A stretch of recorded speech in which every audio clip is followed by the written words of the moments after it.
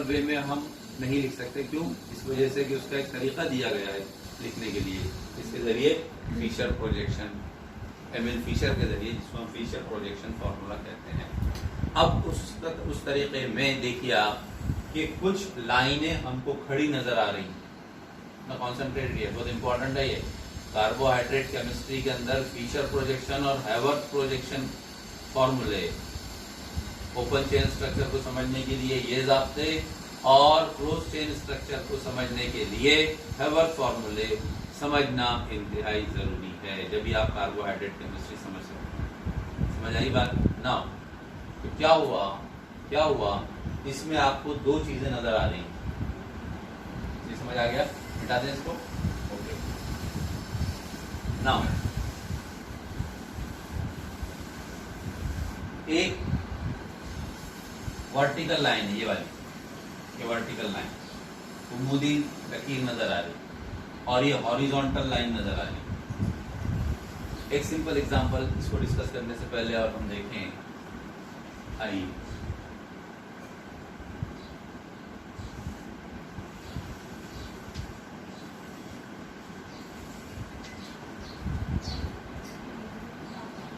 What is this, किसका होता है ये? कल हमने क्लासिफिकेशन पढ़ा है कार्बोहाइड्रेट, उसमें गया है ये। देखिए कितने कार्बन है इसमें? एक। नाउ दिस क्रॉस का जो निशान है is showing the presence of carbon. तो भाई जब हमने बॉन्ड लाइन फॉर्मूला पढ़ा है ना भाई, बॉन्ड लाइन फॉर्मूला 11वीं में पढ़े हमने, ध्यान दीजिए ना। क्या कहलाता है ये? Yes, neopentane. Very good. CH3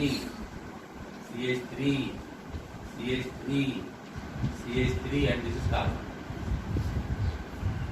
ऐसा कार्बन है ना, ऐसा कार्बन जिससे 4 कार्बन जुड़े हों, नियोकार्बन।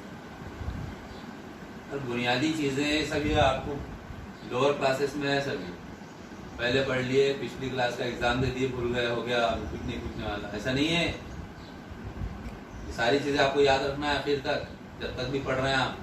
इवन एंट्रेंस एग्जाम की भी बुनियाद सब यही है, ठीक है? This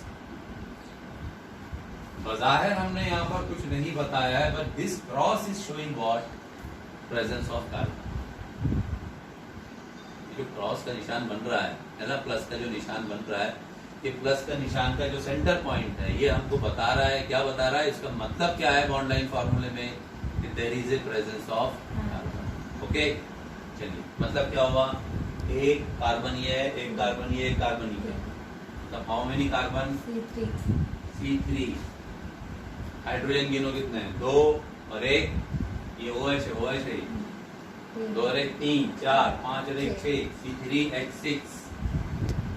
oxygen how many? 1 2 3, 3 oxygen आ गए। ग्लिसरल्डिहाइड। शाबाश, वेरी गुड। हाँ, दिस इज ग्लिसरल्डिहाइड। हमने पढ़ा है ना क्लासिफिकेशन में, आप देखिए जाके कार्बोहाइड्रेट क्लासिफिकेशन का वीडियो। आप याद रखना पड़ेगा ना, याद रखेंगे जब भी आगे लिखेंगे आप। हर बार वीडियो देखेंगे एग्जाम में कि कौन सा वीडियो निकाल के देख लो। आइए, तो C3H6O3, ठीक है, ये साल भी ज़ाब्ता हो गया। और फंक्शन ग्रुप कौन सा इंडिकेट कर रहा है? It is Aldo triose. शाबाश, वेरी गुड, एल्डो ट्रायोस, मतलब ग्लिसरल्डिहाइड का फॉर्मूला है, ठीक है? अब देखिए, फिशर प्रोटेक्शन फॉर्मूला है ग्लिसरल्डिहाइड का। अब इसमें ये जो वर्टिकल लाइन है ना, एक वर्टिकल लाइन है और एक ही हॉरिजॉन्टल लाइन। इसकी बनिस्बत ये थोड़ा आसान है, इसलिए पहले इसको समझ लो। ओके, तो ये वर्टिकल लाइन इंडिकेट कर रही है, समझ लो, this is the plane of the paper. कागज है ये, उसकी मस्तक ये है।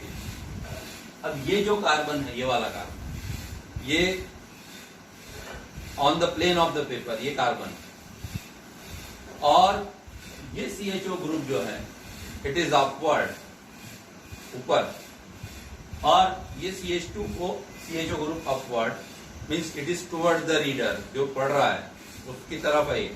क्योंकि हम ब्लैक बोर्ड पर 2 डायमेंशनल स्टडीज है ये। मॉलिक्यूलर शेप कैसा होता है? 3 डायमेंशनल होता है। उसको समझने के लिए, यहाँ समझने के लिए अब इसका मतलब जानना जरूरी है कि इसका मतलब क्या है। तो वर्टिकल लाइन इंडिकेट करती है हमको, हर एक क्रॉस हमको इंडिकेट करता है the presence of carbon on the plane of the paper. अब एक क्या है? CHO group upward means toward the reader है वो, और जो नीचे है ये वाला, ये इसके नीचे, वो away from the reader means down the paper जा रहा है। मतलब क्या हुआ समझने के लिए, CHO group single bond carbon on the plane of the paper, और नीचे क्या है? CH2। ओए खत्म हो गया फॉर्मूला इसका। मतलब वर्टिकल लाइन इंडिकेट कर रही है कार्बन चेन को above and below the paper, plane of the paper, right. अब हॉरिजॉन्टल लाइन जो है ये इंडिकेट करती है इन ग्रुप को कमिंग अप, ऊपर की तरफ इशारा कर दिया। जैसे carbon on the plane of the paper, तो अब ये हाइड्रोजन और साइमल्टेनियसली ये ऑक्सीजन है। यहाँ हम बता नहीं सकते उसको, यहाँ पर हमको कैसे बताना है ऐसा, लेकिन उसका मतलब ये है। समझ आ गया? अब देखिए यहाँ पर कितने क्रॉस हैं? 1 2 3 4 means this is one plane of the paper. फिर दूसरा इसके नीचे, फिर तीसरा उसके नीचे, चौथा उसके नीचे, लाइक वाइज। ये समझ लीजिए कि हर एक मल्टी स्टोरी बिल्डिंग है और हर एक बिल्डिंग का एक स्लैब, समझाने के लिए बता, तो हर एक स्लैब पर एक कार्बन, लाइक वाइज। मतलब इस तरीके से वो कार्बन चेन को इंडिकेट किया जाता है कायमे फिशर प्रोजेक्शन फॉर्मूला। तो वर्टिकल लाइन का मतलब ये है। अब देखिए 4 क्रॉस है यहाँ पर, मतलब ये 4 कार्बन हैं। This carbon is below this carbon, लेकिन above from this carbon below from this carbon above this carbon, like vertical. अब क्या हुआ इधर? OH ग्रुप दाएं बाएं बताए गए हैं, ठीक है। This structure is given by Emil Fischer on various properties glucose के लिए। आइए डी का मतलब क्या है यहाँ? नहीं, dextro glucose is dextrose sugar, लिखा हुआ है डेक्स्ट्रोज शुगर है। देखिए हमने पढ़ा है कि ऑप्टिकल जो एक्टिविटी का मुजाहरा करने वाले मुरक्कबात हैं, ऑप्टिकली एक्टिव कंपाउंड है, वो डेक्स्ट्रो रोटेटरी होते हैं और वो लीवो रोटेटरी। उसका ऑप्टिकल आइसोमर जो लीवो, एक डेक्स्ट्रो है तो उसका आइसोमर लीवो है, optical isomer. Okay, dextro rotatory हम किसको बोलते हैं? जो प्लेन पोलराइज लाइट को क्लॉकवाइज मूव करने, यानी ऑप्टिकल एक्टिविटी का मुजाहरा करेगा और इस तरह से अंदाज होगा वो पीपीएल पर कि वो उसको मूव करे किधर? क्लॉकवाइज डायरेक्शन में, या जिसको हम बोलते हैं राइट हैंड साइड। लेकिन अगर वो एंटी क्लॉकवाइज डायरेक्शन में मूव कर रहा है तब हम उसको बोलते हैं लीवो। कुदरती तौर पर पाया जाने वाला जो ग्लूकोज है वो डेक्स्ट्रो रोटेटरी होता है, इसलिए ग्लूकोज को डेक्स्ट्रोज शुगर कहते हैं। और उसको हम किसी मुरक्कब को डेक्स्ट्रोज जाहिर करने के लिए या तो हम स्मॉल डी अलामत का इज़हार करते हैं या हम प्लस अलामत। ये हमने पढ़ा है डी क्लोरोब्यूटेन में, आपको तफसील से बताया गया है। डी लैक्टिक एसिड में बताया गया है, बताएगा ना, लैक्टिक एसिड और क्लोरोब्यूटेन की ऑप्टिकल एक्टिविटी हमने तफसील से देखी है, तो वो इस्तेमाल है यहाँ। तो यहाँ ये प्लस का जो निशान है वो उसको बता रहा है कि इट इज डेक्स्ट्रो, यानी ये जो कॉन्फ़िगरेशन है इस तरह से वो डेक्स्ट्रो रोटेटरी है। और दायरा डेक्स्ट्रो का जो मिरर इमेज है, देखिए आप ये वाला स्ट्रक्चर इसका मिरर इमेज है। ये OH ग्रुप है ना, ये कार्बन नंबर 1, ये 2 नंबरिंग आपको बताई गई है अभी 2। तो यहाँ OH इधर है और इसका इधर इमेज ये, तो OH इधर चला गया है। तो गौर से जब आप ये वाले स्ट्रक्चर को देखेंगे तो ये स्ट्रक्चर इस स्ट्रक्चर का मिरर इमेज है। तो अगर मैं ये कह रहा हूँ कि ये डी डेक्स्ट्रोज ग्लूकोज है, डेक्स्ट्रो रोटेटरी है, तो जाहिर ये क्या होगा? तो डी को माइनस के निशान से आएगा, प्लस माइनस प्लस, मतलब समझ आ गया। Now what is this DL?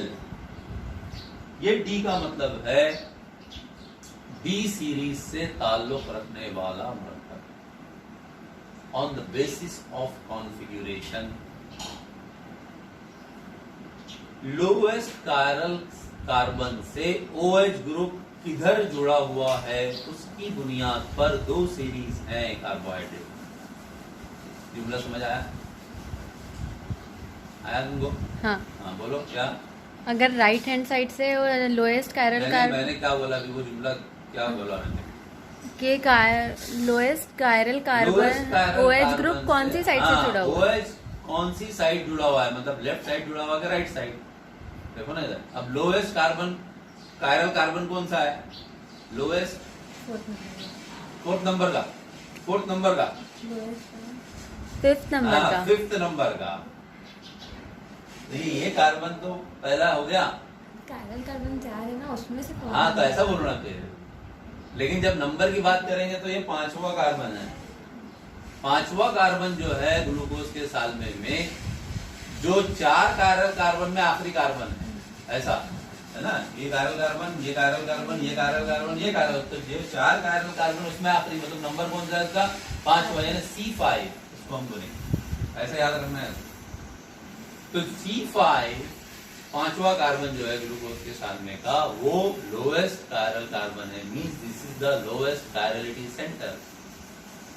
अब इसमें इस कार्बन से OH ग्रुप किधर जुड़ा हुआ है उसकी बुनियाद पर, उस तरतीब की बुनियाद पर दो तरह की सीरीज हैं ग्लूकोज की या कार्बोहाइड्रेट की। एक है डी सीरीज, कैपिटल डी, और दूसरी है एल सीरीज। देखिए फिर कह रहा हूं मैं कि ये डी का डेक्सट्रोज से कोई लेना देना नहीं है, ये एल का लीवो रोटेटरी से कोई लेना देना नहीं है। समझ आया जी?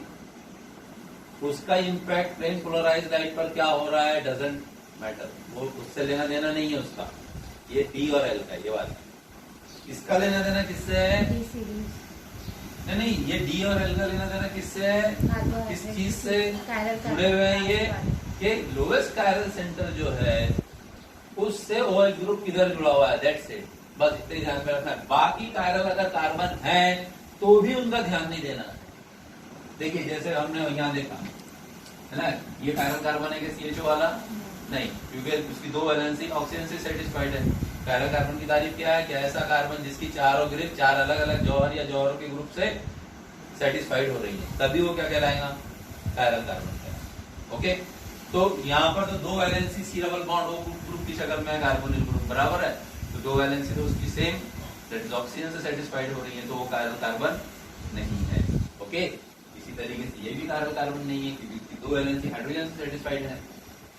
अब बचा ये, तो इसमें एक ही कायरल कार्बन है, बाकी और कायरल कार्बन का सवाल ही नहीं है इसके अंदर। तो हम इसी में देखेंगे कि OH ग्रुप कहाँ जुड़ा हुआ है, तो हम देख रहे हैं कि राइट साइड, हाँ राइट साइड जुड़ा हुआ है। ऐसे ही इसमें भी हम जब देखेंगे कि लोएस्ट कायरल कार्बन से OH ग्रुप इधर जुड़ा हुआ है, ठीक है, मतलब किधर जुड़ा हुआ है? Right side.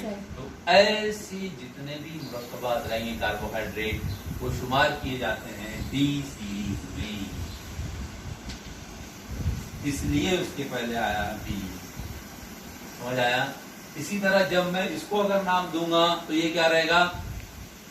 डी ग्लिसरल्डिहाइड, क्योंकि इसमें भी OH ग्रुप किधर जुड़ा हुआ है? Right side. समझ आया? D glyceraldehyde. ओके, नाउ आइए देखिए, इसीलिए मैंने क्या किया, ये OH को इंसर्कल किया हुआ है, मतलब आपकी तवज्जो मरकूज करने के लिए कि हमें बाकी OH ग्रुप कहाँ है उससे लेना देना नहीं है। काय के लिए? ये जानने के लिए कि वो डी सीरीज से ताल्लुक रखने वाला है या एल सीरीज से। वो हमको किस पर ध्यान देना है? किस पर ध्यान देना है? हमको लोएस्ट कायरल कार्बन से ध्यान देना है। हाँ, समझ बात? उससे जुड़ा हुआ OH ग्रुप अगर राइट हैंड साइड है, then is called as D glucose. अब अगर वो ऑप्टिकली एक्टिव इस तरह है कि वो प्लेन पोलराइज्ड लाइट को मूव करता है, रोटेट करता है किधर, क्लॉकवाइज डायरेक्शन में, तब प्लस का निशान आएगा। नहीं करता है, ऑपोजिट में करता है तो माइनस का है। यहाँ प्लस का निशान है, इसका मतलब क्या है कि ये डी सीरीज से भी ताल्लुक रखता है और ये डेक्स्ट्रो रोटेटरी भी है। समझ आया? इसी तरीके से अब देखिए इसका ये इलेंशियोमा है, ऑप्टिकल है। देखिए इसमें कहाँ जुड़ा हुआ है, लेफ्ट साइड।